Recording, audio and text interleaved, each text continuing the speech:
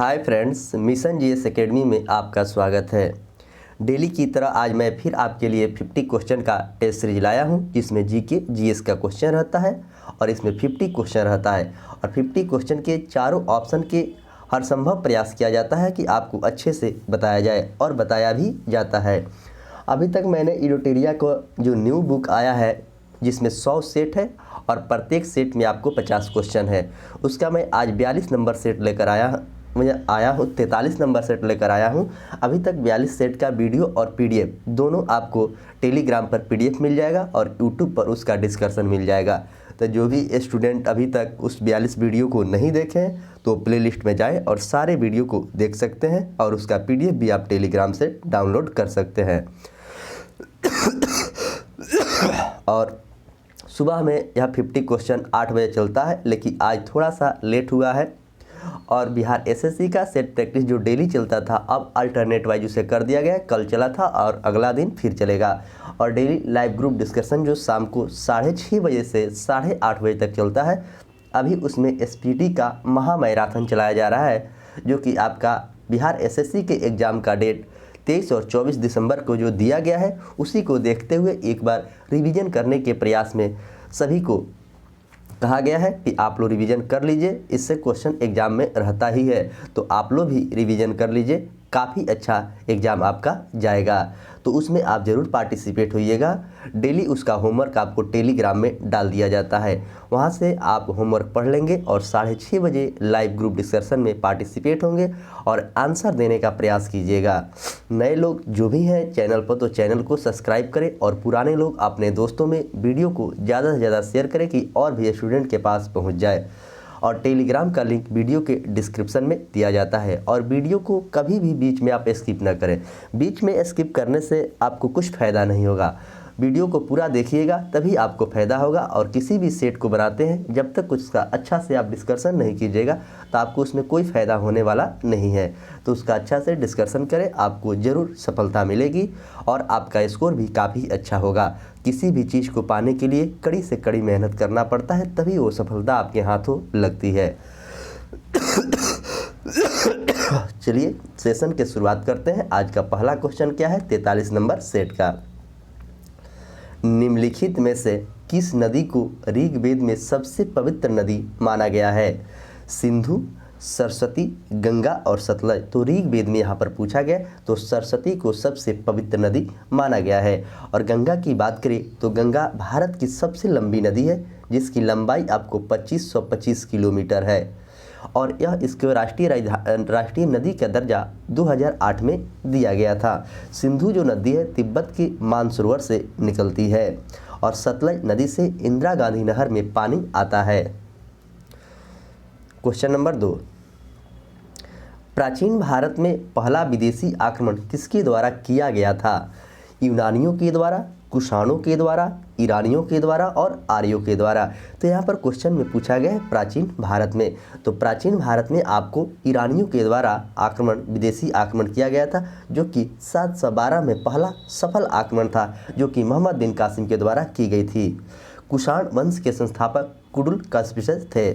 यूनानियों के द्वारा प्रथम सोने का सिक्का जारी किया गया था और शुद्ध सोने का सिक्का कुषाण शासक के द्वारा जारी किया गया था और सबसे ज़्यादा सोना का सिक्का गुप्त शासक के द्वारा जारी किया गया था। यह तीनों क्वेश्चन आपके एग्जाम में पूछता है। क्वेश्चन नंबर 3, ऐतिहासिक दृष्टिकोण से प्रसिद्ध कालसी स्थान का संबंध किस शासक से है? कालसी स्थान का तो बृहदत्त से है, अशोक से है, चंद्रगुप्त मौर्य से और ऑप्शन डी की बात करें तो इनमें से कोई नहीं। तो इसका आंसर हो जाएगा आपको ऑप्शन बी अशोक से है। अशोक ने ही सांची का स्तूप मध्य प्रदेश में बनवाया था। मौर्य वंश के संस्थापक चंद्रगुप्त मौर्य थे।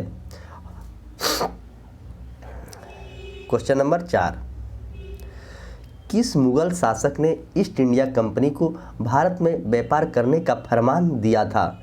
यह क्वेश्चन बिहार एसएससी के कल जो सेट 7 नंबर बनाया गया था, उसमें यह क्वेश्चन पूछा गया था। अकबर, जहांगीर, शाहजहां और औरंगजेब, तो फरमान जारी किसने किया था? तो यह जहांगीर के द्वारा फरमान जारी किया गया था, जिसे चित्रकला का स्वर्णकाल भी कहा जाता है। अकबर के काल को हिंदी का स्वर्णकाल कहा जाता है और शाहजहां के काल को स्थापत्य कला के स्वर्णकाल कहा जाता है। औरंगजेब एक ऐसा मुगल शासक था जिसका 2 बार राज्याभिषेक हुआ था और सबसे ज़्यादा हिंदू सैनिक भी इसी के शासनकाल में थे।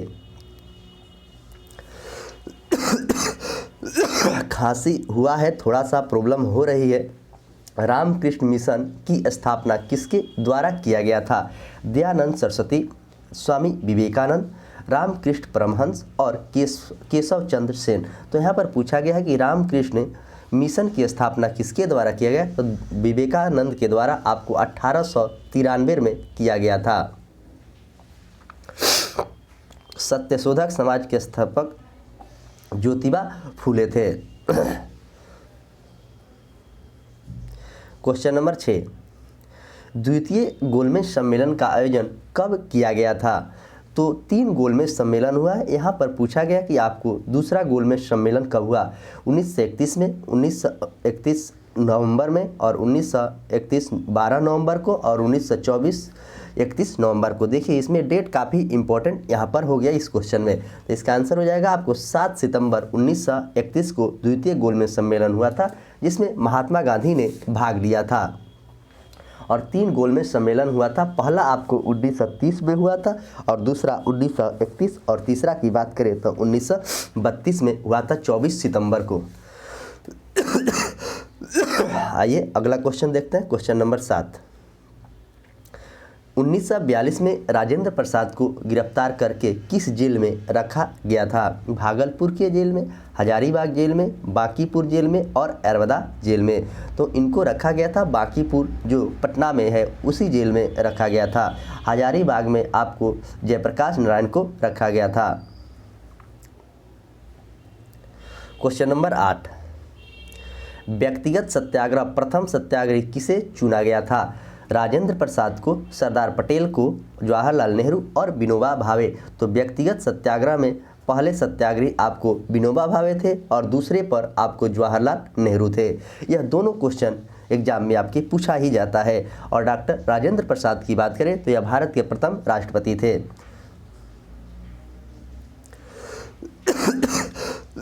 क्वेश्चन नंबर 9, निम्नलिखित में से किसने मित्र मेला संघ की शुरुआत किया था? मित्र मेला संघ सोहन सिंह भाखना, बी.डी. सावरकर, श्यामजी कृष्ण वर्मा और देवेंद्र नाथ टैगोर। तो यहाँ पर क्वेश्चन में पूछा गया कि मित्र मेला, तो बी.डी. सावरकर के द्वारा यह किया गया था। श्यामजी कृष्ण वर्मा की बात करें तो इन्होंने लंदन में इंडिया हाउस की स्थापना की थी। क्वेश्चन नंबर 10, भारतीय राष्ट्रीय कांग्रेस के 27वां अधिवेशन कहाँ पर हुआ था? कुछ अधिवेशन होता है जो कि आपके क्रम से पूछ लिया जाता है, तो इसे याद जरूर आप रखेंगे। गया, बांकीपुर, रामगढ़ और रांची। तो कौन सा जो 27वां अधिवेशन था यह पूछा गया, तो यह आपको बांकीपुर में हुआ था। क्वेश्चन नंबर 11, निम्नलिखित में से किसने भारतीय संघवाद को सहकारी संघवाद कहा था? भारतीय संघवाद को सहकारी संघ, केसी व्हीयर, बी.आर. अम्बेडकर, आइवर जेनिंग्स और ऑप्शन डी की बात करें तो जी ऑस्टिन। तो इसका आंसर हो जाएगा आपको ऑप्शन डी यानी कि जी ऑस्टिन के द्वारा कहा गया था कि भारतीय संघवाद को सहकारी संघवाद। भीमराव अम्बेडकर संविधान निर्माण का जनक माना जाता है भीमराव अम्बेडकर को। आइए अगला क्वेश्चन, क्वेश्चन नंबर 12 देखते हैं।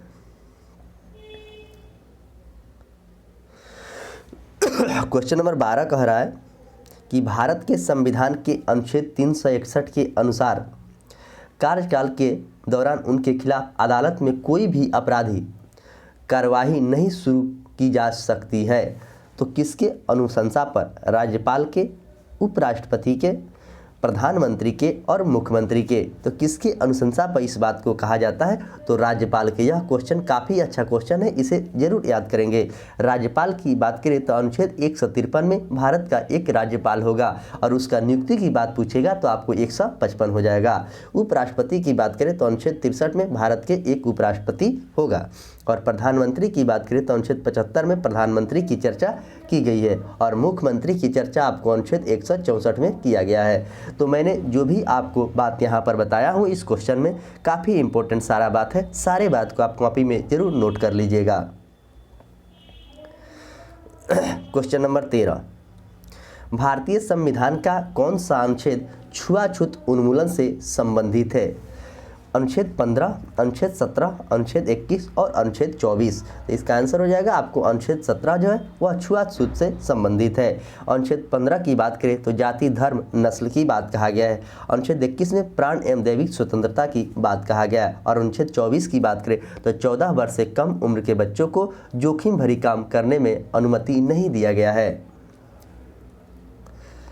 क्वेश्चन नंबर 14, अंतर्राज्यीय परिषद का अध्यक्ष कौन होता है? प्रधानमंत्री, राष्ट्रपति, गृह मंत्री और मुख्यमंत्री। तो अंतर्राज्यीय परिषद का अध्यक्ष कौन होता है? तो इसका अध्यक्ष आपको प्रधानमंत्री होता है, जो कि अभी भारत के प्रधानमंत्री नरेंद्र मोदी हैं। राष्ट्रपति की बात करें तो अनुच्छेद 52 में भारत के राष्ट्रपति है और भारत के सबसे युवा राष्ट्रपति की बात करें तो आपको द्रौपदी मुर्मू है, जो कि महिला है और अल्पसंख्यक भी है। मुख्यमंत्री की बात मैंने चर्चा कर ही दिया। क्वेश्चन नंबर 15, निम्न में से कौन लोकसभा को अध्यक्ष पद में शपथ दिलाता है? लोकसभा के अध्यक्ष पद को शपथ दिलाता है तो राष्ट्रपति, मुख्य न्यायाधीश, उपाध्यक्ष और ऑप्शन डी की बात करें तो इनमें से कोई नहीं। तो लोकसभा के जो अध्यक्ष होता है अनुच्छेद 93 में इस बात को चर्चा किया गया, लेकिन लोकसभा अध्यक्ष को आप शपथ नहीं दिलाया जाता है, उसे नियुक्त किया जाता है। तो ऑप्शन डी इसका करेक्ट आंसर होगा। महान्यायाधीश की बात अनुच्छेद 76 में है और उपाध्यक्ष की बात भी 93 में है। क्वेश्चन नंबर 16, भू राजस्व एवं लोक व्यवस्था निम्न में से किस सूची का विषय है?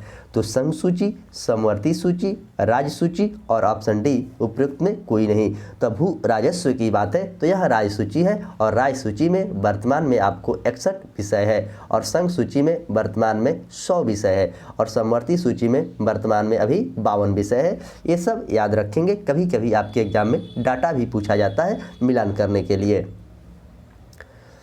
क्वेश्चन नंबर 17, भारत में सर्वप्रथम किस राज्य को विशेष राज्य का दर्जा दिया गया था? नागालैंड, असम, मिजोरम और हिमाचल प्रदेश। तो सबसे पहले विशेष राज्य का दर्जा दिया गया था असम को। असम की राजधानी दिसपुर है। नागालैंड की राजधानी की बात करें तो कोहिमा है और मिजोरम की राजधानी आइजोल है और हिमाचल प्रदेश की राजधानी आप लोग बताएंगे कमेंट बॉक्स में कि कहाँ पे है। क्वेश्चन नंबर 18, पंचायती राज का प्रमुख उद्देश्य यानी कि लक्ष्य क्या था? ग्रामवासियों को शक्ति का विकेंद्रीकरण, चुनाव में लड़ने के लिए ग्रामवासियों को प्रशिक्षण देना और ऑप्शन सी कह रहा है कि ग्रामवासियों के बीच प्रतिद्वंदी को बढ़ाना और ऑप्शन डी इनमें से सभी। तो इसका आंसर की बात करें तो क्या होगा? तो इसका आंसर हो जाएगा आपको ऑप्शन ए, यानी कि ग्रामवासियों में शक्ति का विकेंद्रीकरण होना चाहिए। और पंचायत की बात, पंचायती राज की बात करें तो पंचायती राज की बात अनुच्छेद 40 में कहा गया है। क्वेश्चन नंबर 19, संसदीय विशेषाधिकार किस देश के संविधान से लिया गया है? तो हमारे भारतीय संविधान से 10 देशों से कुछ न कुछ स्रोत लिया गया है। ये भी बात आप याद रखेंगे, ये भी क्वेश्चन रेलवे ग्रुप डी के एग्जाम में पूछा जा चुका है। जापान से, ऑस्ट्रेलिया से, ब्रिटेन से और ऑप्शन डी इनमें से कोई नहीं। तो यह आपको ब्रिटेन से लिया गया है संसदीय विशेषाधिकार। ऑस्ट्रेलिया से आपको समवर्ती सूची लिया गया है। क्वेश्चन नंबर 20, निम्नलिखित में से कौन तृतीय क्षेत्र का भाग है? सूत निर्माण, पशुपालन, फसलों की खेती और विद्युत। तो कौन इसमें है जो कि तृतीय क्षेत्र का भाग है पूछा गया है? तो इसका आंसर हो जाएगा आपको विद्युत। अगला क्वेश्चन, क्वेश्चन नंबर 21, अर्थशास्त्र के उत्पादन का अर्थ क्या होता है? विनिर्माण, उपयोगिता, काश्तकारी और ऑप्शन डी इनमें से कोई नहीं। तो अर्थशास्त्र के आपको हो जाता है ऑप्शन बी यानी कि उपयोगिता। आइए क्वेश्चन नंबर 22 देखते हैं। क्वेश्चन नंबर 22 कह रहा है कि निम्नलिखित में से कौन शाखा निर्धारण यानी क्रेडिट रेटिंग एजेंसी नहीं है? CSI, SIL, IFCI ICRA CARE। तो इसमें पूछा गया है कि कौन सा नहीं है, तो ऑप्शन डी इसका करेक्ट आंसर है, यानी कि CARE नहीं है। क्वेश्चन नंबर 23, भारत में एजेंसी कोमोडिजिट के निर्यात की श्रेणी है। परंपरागत निर्यात वस्तु, परंपरागत किंतु अनिश्चित वाली वस्तु, परंपरागत अच्छी संभावना वाली वस्तु, और ऑप्शन डी सभी। तो इसमें कौन है, तो यह सभी जो ऑप्शन दिया है यही आपको करेक्ट है, यानी कि सभी स्टेटमेंट सही है। क्वेश्चन नंबर 24, महारत्न कंपनियां गेल की स्थापना कब किया गया था? 1964 में, 1975 में, 1984 में और 1979 में। तो गेल की स्थापना यहाँ पर पूछा गया है कि कब किया गया था, तो गेल की स्थापना आपको 1984 में किया गया था, याद रखेंगे। सेल की स्थापना 1974 में किया गया था और भेल की स्थापना 1964 में किया गया था। तीनों में 10-10 का अंतर है, याद करने का एक यह ट्रिक भी है। 1975 में NTPC की स्थापना हुई थी। क्वेश्चन नंबर 25, किसी जलीय वातावरण में स्वतंत्र एवं स्थूलदर्शी प्राणियों को किस प्रकार उल्लेखित किया गया है? तो प्लवक, परिपादक परजीवी, नीतल, जीव ज्ञात और तरण। तो किस तरह किया गया है यह बात पूछा गया, तो इसका आंसर हो जाएगा तरणक। क्वेश्चन नंबर 26, बल्बक्रम राष्ट्रीय उद्यान किस राज्य में है? बल्बक्रम राष्ट्रीय उद्यान भारत के किस राज्य में है? असम, पंजाब, मणिपुर और मेघालय। तो यह कहाँ पर है यह बात पूछा गया, तो इसका आंसर हो जाएगा मेघालय में है, और काजीरंगा राष्ट्रीय उद्यान आपको असम में है। क्वेश्चन नंबर 27, भारतीय प्राणी विज्ञान सर्वेक्षण का मुख्यालय कहाँ पे है? रांची में, देहरादून में, कोलकाता में और नई दिल्ली में। तो भारतीय प्राणी विज्ञान सर्वेक्षण का मुख्यालय यहाँ पर पूछा गया, तो इसका आंसर हो जाएगा कोलकाता में है। लौ अनुसंधान केंद्र कहाँ पे है? तो रांची में है। वन अनुसंधान केंद्र कहाँ है? तो देहरादून में है। क्वेश्चन नंबर 28, विश्व आपदा नियंत्रण दिवस कब मनाया जाता है? विश्व आपदा नियंत्रण दिवस 21 जून को, 13 अक्टूबर को, 5 नवंबर को और 22 दिसंबर को। तो विश्व आपदा दिवस आपको मनाया जाता है 13 अक्टूबर को, इसे आप अच्छे से याद रखेंगे। 21 जून को विश्व योग दिवस मनाया जाता है। क्वेश्चन नंबर 29, खासा जनजाति किस राज्य की एक प्रमुख जनजाति है? खासा असम की है, उत्तराखंड का, पंजाब का और तमिलनाडु का। खासा जनजाति किस राज्य का है यह बात पूछा गया, तो इसका आंसर हो जाएगा आपको तमिलनाडु का है। क्वेश्चन नंबर 30, कोरिया जल संधि किसे जोड़ती है? इंडोनेशिया को मोरक्को से, जापान सागर के पूर्वी चीन सागर से, जावा सागर को सेलीबुज सागर से और फारस की खाड़ी को ओमान की खाड़ी से। तो यह किससे जोड़ती है यह बात पूछा गया, तो इसका आंसर हो जाएगा आपको ऑप्शन बी, यानी कि जापान सागर से पूर्वी चीन सागर को जोड़ती है कोरिया जल संधि। क्वेश्चन नंबर 31, किस देश के घास के मैदान को पंपास कहा जाता है? ऑस्ट्रेलिया को, उत्तरी अमेरिका को, अफ्रीका को और अर्जेंटीना को। तो किस देश के घास के मैदान को पंपास कहा जाता है? तो इसका आंसर हो जाएगा आपको ऑप्शन डी, यानी कि अर्जेंटीना को कहा जाता है। ऑस्ट्रेलिया के वेल्स कहा जाता है घास के मैदान को। क्वेश्चन नंबर 32, निम्नलिखित में से कौन सा कथन सही है? लावा तथा मैग्मा दोनों में गैस होती है। मैग्मा में गैस होती है किंतु लावा में गैस नहीं होती है। लावा में गैस होती है किंतु मैग्मा में गैस नहीं होती है। न तो लावा में गैस होता है और न ही मैग्मा में गैस होता है। तो इसका करेक्ट आंसर पूछा गया, तो ऑप्शन बी इसका करेक्ट आंसर है।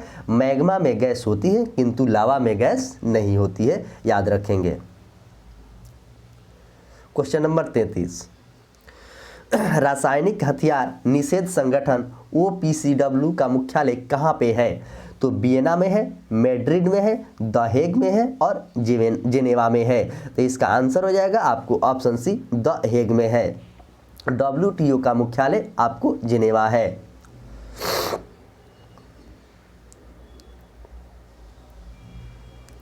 क्वेश्चन नंबर 34,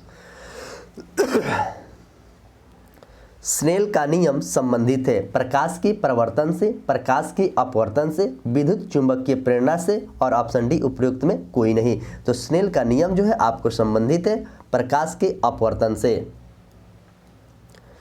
आइए इसे अब मिलाना है, सूची 1 और सूची 2 को मिलान करना है। तो देखते हैं, मिलाते हैं क्या होता है। क्यूसेक से जो है ना प्रवाह की दर मापा जाता है, यानी कि 1/3। बाइट जो है कंप्यूटर से संबंधित है। रिएक्टर जो है भूकंप की तीव्रता से और वायुमंडलीय दाब बार से मापा जाता है। तो इसका आंसर हो जाएगा आपको 3, 4, 2 और 1, यानी कि ऑप्शन बी करेक्ट आंसर है। क्वेश्चन नंबर 36, उस बल का नाम बताएं जिसके परिणाम स्वरूप दो परस्पर प्रभावी वस्तुओं के बीच प्रत्यक्ष भौतिक संपर्क होता है। तो संपर्क बल, पेशीय बल, यांत्रिक बल और घर्षण बल। तो वह कौन सा बल है, यह बात पूछा गया, तो वह आपको संपर्क बल है। क्वेश्चन नंबर 37, कोको कोला जैसी शीतल पेय में क्या पर्याप्त मात्रा में पाया जाता है?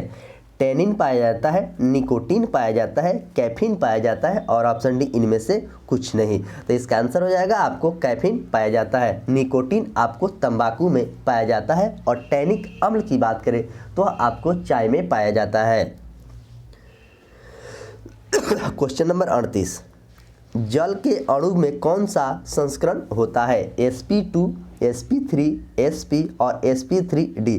जब आप इंटर में पढ़ते होंगे तो हाइब्रिडेशन एक चैप्टर है जो कि निकाला जाता है। उसमें आपको 2 आएगा तो sp होता है, 3 आएगा तो sp2 होता है और 4 आएगा तो sp3 होता है। तो जो लोग भी इंटर साइंस से पढ़े होंगे तो इस क्वेश्चन को समझ पाएंगे, अन्यथा दूसरे स्टूडेंट के यह क्वेश्चन समझ में नहीं आएगा। तो इसका आंसर हो जाएगा आपको option B.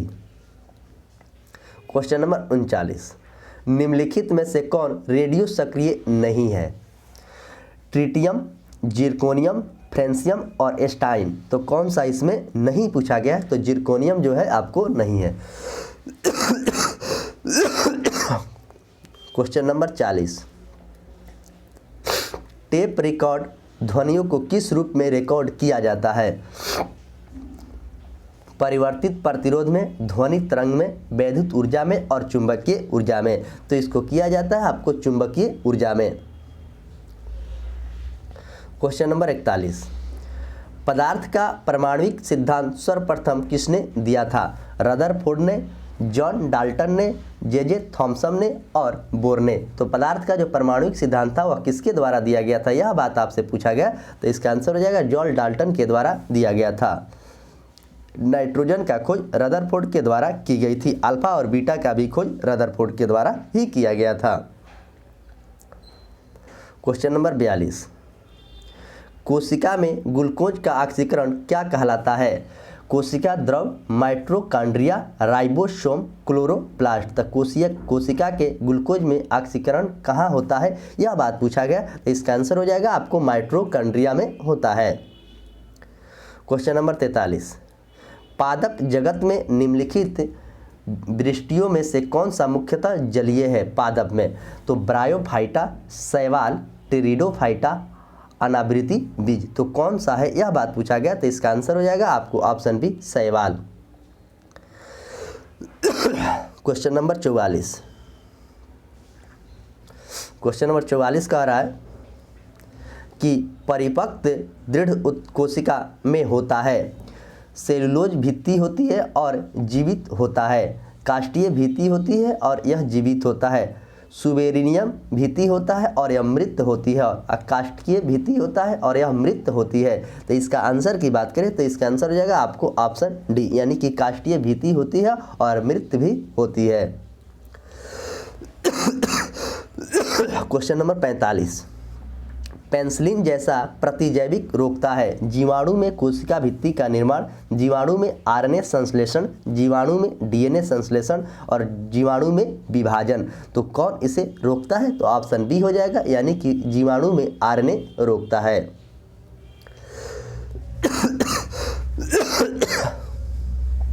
Question number 46, एंटीड्यूरेटिक hormone निम्नलिखित में से कहाँ से स्रावित होता है? अधिवृक्क के कलकुट से, अधिवृक्क के मेडुल से, परिवर्तित प्यूसिका से और पक्ष प्यूसिका से। तो यह कहाँ से स्रावित होता है, यह बात पूछा गया। तो ऑप्शन डी इसका करेक्ट आंसर है, पक्ष की प्यूसिक से होता है। क्वेश्चन नंबर 47, निम्न में से कौन सा कमरे के ताप पर एक अभिलक्षणिक गंध युक्त हरी पीली गैस के रूप में होता है? Iodine, hydrogen sulphide, carbon monoxide और क्लोरीन। तो कौन सा होता है, यह बात पूछा गया। तो इसका आंसर हो जाएगा आपको ऑप्शन डी, क्लोरीन। आयोडीन के कमी से घेंघा रोग होता है और कार्बन मोनोऑक्साइड गैस आपको मोटर वाहन से निकलता है। क्वेश्चन नंबर 48, निम्नलिखित में से कौन एक तंत्रिका तंत्र हमारे शरीर की आश्रयदाता प्रणाली है?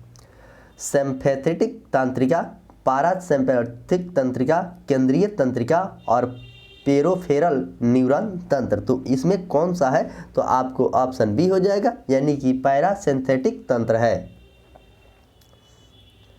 क्वेश्चन नंबर 49, केसर मसाले बनाने के लिए पौधे के निम्न में से कौन सा भाग का उपयोग में लाया जाता है?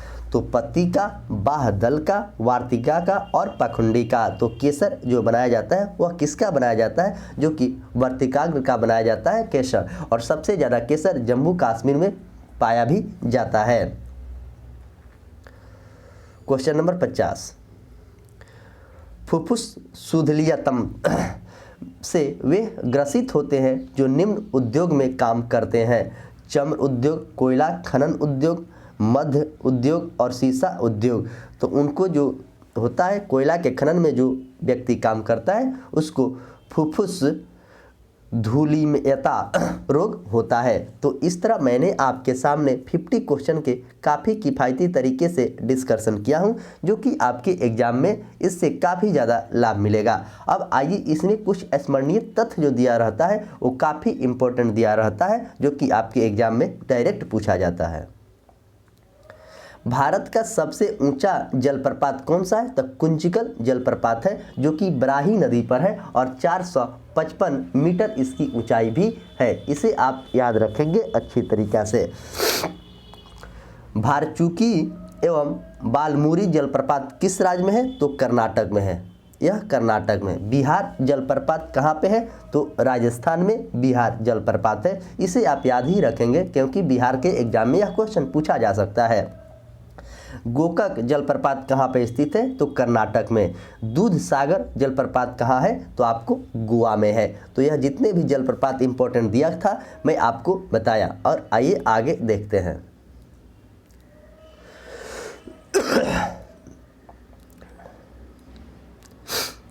आगे है कि भारत की जलवायु उष्णकटिबंधीय मानसूनी है। भारत में सर्वाधिक जो बारिश होता है दक्षिण पश्चिम मानसून से आपको 76% बारिश होता है, इसे याद रखेंगे। और केरल में सबसे पहले मानसून जून के प्रथम सप्ताह में आता है।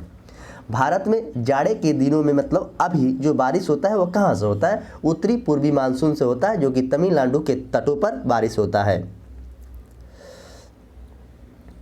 भारत में सर्वाधिक क्षेत्र में पाई जाने वाली मिट्टी कौन सी है? तो जलोढ़ मिट्टी है और इसमें पोटास की मात्रा सबसे अधिक होता है। और भारत की सबसे उपजाऊ मिट्टी है। भारत की सबसे उपजाऊ मिट्टी कौन सा है? जलोढ़। पुरानी जलोढ़ को बांगर कहा जाता है और नई जलोढ़ को खादर कहा जाता है। यह भी क्वेश्चन आपके एग्जाम में कई बार पूछा गया है। किस मिट्टी का निर्माण बेसाल्ट चट्टानों के टूटने से होता है? किस मिट्टी का? तो काली मिट्टी के बेसाल्ट चट्टानों के टूटने से होता है। इसमें मैग्नीशियम, एल्युमिनियम और आयरन की बहुलता अधिक होती है। इस मिट्टी का काला रंग टिटेनिस फेरस मैग्नेटाइट के द्वारा होता है। यह भी क्वेश्चन आपके एग्जाम में बहुत बार पूछा गया है। काली मिट्टी का काला रंग क्यों होता है? टिटेनिस फेरस मैग्नेटाइट उपस्थित रहता है, इसी कारण होता है। इस मिट्टी को रेगुर मिट्टी के भी नाम से जाना जाता है। और सबसे ज़्यादा आपको इस मिट्टी का विस्तार महाराष्ट्र तथा गुजरात में है, लेकिन नई डाटा के अनुसार गुजरात में सबसे ज़्यादा है। और कपास की खेती के लिए सबसे अच्छी मिट्टी काली मिट्टी को ही माना जाता है। किसकी उपस्थिति के कारण लाल मिट्टी का रंग लाल होता है? तो लौह ऑक्साइड के कारण होता है। इस मिट्टी में आयरन और सिलिका की बहुलता अधिक होती है और इस मिट्टी की प्राकृतिक जो होता है अम्लीय होता है। लाल मिट्टी अम्लीय होता है। विश्व में हरित क्रांति का जनक किसे माना जाता है? तो नॉर्मन बोरलॉग को माना जाता है, जो कि अमेरिका के थे। भारत में हरित क्रांति का जनक एम.एस. स्वामीनाथन को माना जाता है। भारत में हरित क्रांति की शुरुआत आपको 1967-68 में हुआ था। कहीं कहीं आपको 1966-67 भी ऑप्शन मिलता है। तो भारत में श्वेत क्रांति की शुरुआत कब हुई थी? तो श्वेत क्रांति की शुरुआत 1960 में हुआ था। भारत में श्वेत क्रांति के जनक किसे माना जाता है? तो श्वेत क्रांति के जनक आपको डॉक्टर वर्गीज कुरियन को माना जाता है। थोड़ा सा आप लोग भारत में श्वेत क्रांति को देखेंगे कि इसकी शुरुआत कब हुआ था, तो 1970 होना चाहिए, लेकिन यहाँ हम देखेंगे, अगर गलती होगा तो अगले सेट में जरूर बता दिया जाएगा इसको। आइए अब दिया है कुछ क्रांति। हरित क्रांति खाद्यान्न उत्पादन से संबंधित है। नीली क्रांति जो है आपको मत्स्य उत्पादन से संबंधित है। रजत क्रांति का संबंध अंडा उत्पादन से है। रजत क्रांति अंडा उत्पादन से है। लाल क्रांति मांस टमाटर उत्पादन से संबंधित है। लाल क्रांति। भूरी क्रांति उर्वरक उत्पादन से है। भूरी क्रांति जो है आपको उर्वरक से है। बादामी क्रांति मसाला उत्पादन से है। बादामी क्रांति। और पीली क्रांति की बात करें तो पीली क्रांति आपको तिलहन उत्पादन से है। आइए आगे देखते हैं। सुनहरी क्रांति जो है आपको फल उत्पादन से है और गोल क्रांति आलू उत्पादन से है। गोल क्रांति जो है आपको आलू उत्पादन से है और कृष्ण क्रांति बायोडीजल उत्पादन से है। तो मैंने आपके सामने स्मरणीय तथ्य का भी काफ़ी अच्छे तरीक़ा से डिस्कशन किया हूं, जो कि आपके एग्जाम में अगर क्वेश्चन क्रांति से पूछता है तो इससे बाहर नहीं जाएगा। एक क्रांति आप लोग याद कर लीजिए, सेफ्रॉन क्रांति जो है वह केसर से संबंधित है। ये सब एग्जाम में आपके पूछा जाता है। तो मैं आशा करता हूँ कि यह वीडियो आपको काफ़ी अच्छा लगा होगा। अच्छा लगा तो लाइक और कमेंट करना ना भूलें और नए लोग जो भी हैं चैनल को सब्सक्राइब करें और पुराने लोग अपने दोस्तों में वीडियो को ज़्यादा से ज़्यादा शेयर करें। और टेलीग्राम आप ज्वाइन कर लीजिएगा। टेलीग्राम में ही PDF डाला जाता है, वहाँ से PDF डाउनलोड करके बनाएं और सीट में आपका कितना नंबर आ रहा है कमेंट बॉक्स में कमेंट करके बताएं। तो चलिए आज मिलेंगे शाम 6:30 बजे ग्रुप डिस्कशन SPD के महामैराथन में, जो कि रिवीजन चल रहा है। तो धन्यवाद।